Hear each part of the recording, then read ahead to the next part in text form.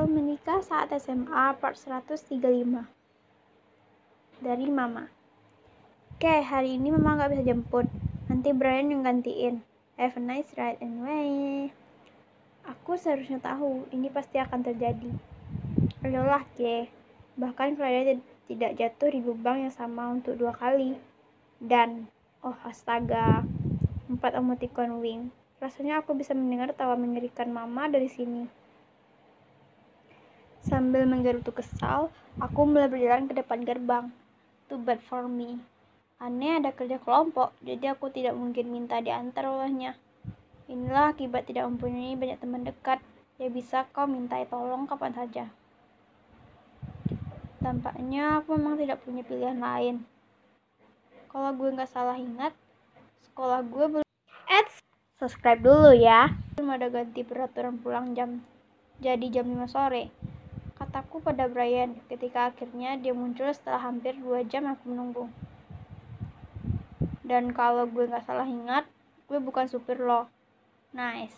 Bukan pilihan yang baik untuk membuat Kiara Safira tambah kesal di saat ia bad mood, Brian. Jadi lo minta dibayar, kataku pedas. Lo butuh berapa? Saat itu aku tahu nantinya aku pasti akan menyesal mengatakan kata-kata seperti itu.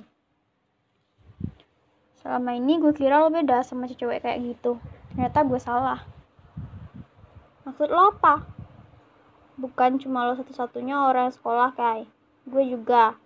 Sekolah lo dan sekolah gue bukan sebelahan. Terus langsung sampai gitu saja. Mungkin lo lupa. Tapi gue punya hidup gue sendiri. Semua gak harus tentang lo.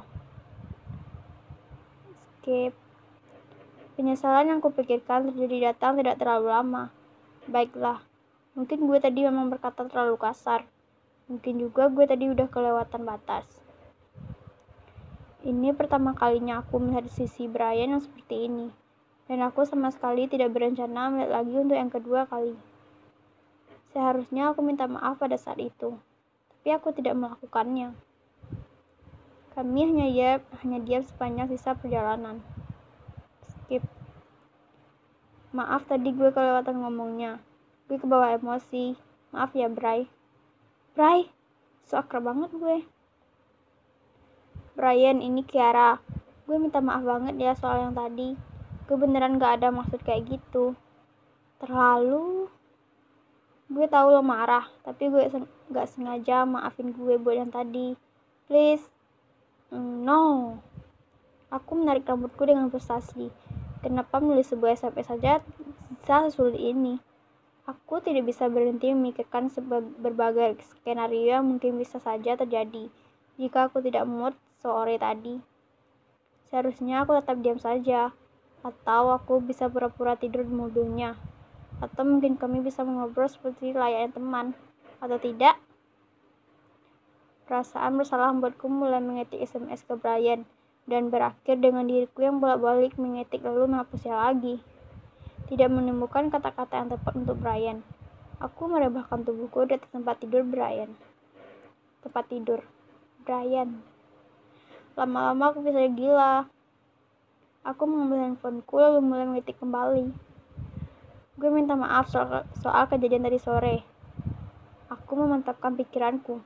Terserah Brian mau berpikir apa. Yang penting aku terbebas dari rasa bersalah ini. Aku menekan tombol send yang tertera di layarku. Sekarang aku bisa bernapas lega. Tidak lama muncul notifikasi yang menunjukkan delivery report pertanda SMS-ku telah terkirim dengan sempurna. Aku menatap layar handphoneku, mencoba menebak-nebak ekspresi Brian saat ia membaca SMS ini. Apa dia masih marah? Bayangan ekspresi wajahnya tadi sore terlintas kembali. Kegelisahan mulai menyelimuti diriku ketika 10 menit telah berlalu. Dan balasan Brian tidak datang juga. Dan tak peduli seberapa lama aku menunggu. Brian tidak membalas SMS-ku malam itu. Skip.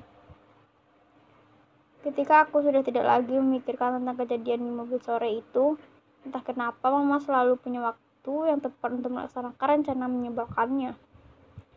Siang ini ia kembali mengirim SMS, mengatakan ia tidak bisa menjemputku.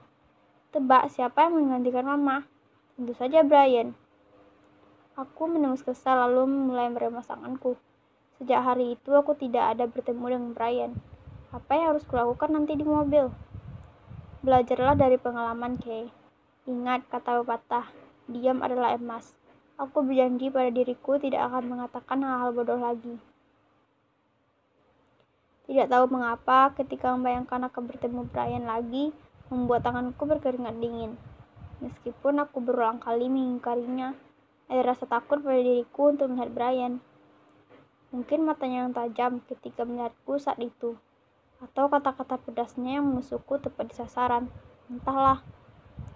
Perutku terasa mual dan aku terus meremas tanganku. Apa ini, Kay?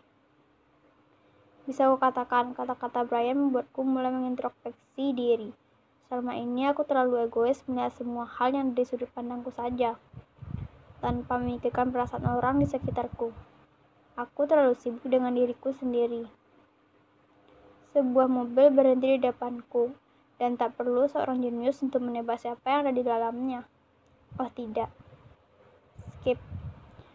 Rasanya seperti kembali di waktu aku dan Brian pertama kali berada dalam satu mobil yang sama. Hanya saja alasan ketegangan pada saat ini bukan karena kami tidak saling mengenal, tapi karena diriku. Aku kembali mengutuk mulut pedasku yang berbicara saat yang tidak tepat.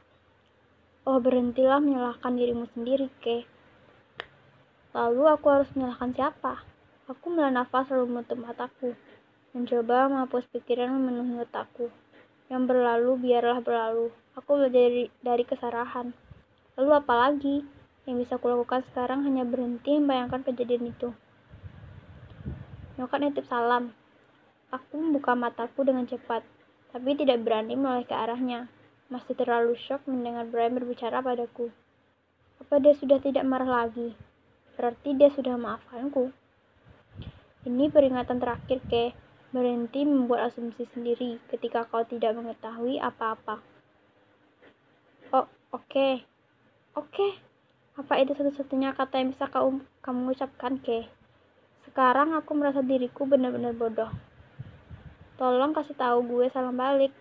Aku menambahkan setelah selesai berdebat dengan suara-suara di otakku. Aku membuat catatan di benakku untuk menelepon Bunda malam ini. Sudah lama aku tidak mengobrol dengannya. Sip, kata Brian. Suaranya terdengar tenang saat ini. Mataku perlahan melirik ke arahnya. Wajahnya tidak menunjukkan ekspresi yang berbeda. Tapi dari matanya, aku bisa menyimpulkan dia sedang dalam mood yang baik hari ini.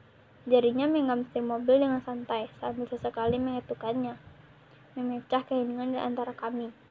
Mataku turun untuk melihat jangan ke lengannya. Lengan yang sempurna itu. Aku tanpa sadar menghabiskan waktu yang sedikit lebih lama untuk melihat lengannya. Aku menahan nafas. Bagaimana bisa seseorang punya lengan ini? Mungkin terdengar sedikit aneh seindah itu. Aku memaksa diriku untuk kembali melihat ke depan. Sebelum Brian sadar, aku dari tadi memperhatikannya. Mengagumi lengan Brian membuatku teringat saat aku pertama kali bertemu dengannya di rumah Bunda. Terkadang aku masih tidak percaya, lelaki sebelah kiri sudah berstatus suamiku. Aku bahkan hampir lupa, kami sudah menjadi suami istri. Apa itu berarti kejadian minggu lalu adalah pertengkaran rumah tangga pertama kami? Aku yakin ada yang salah dengan otakku akhir-akhir ini.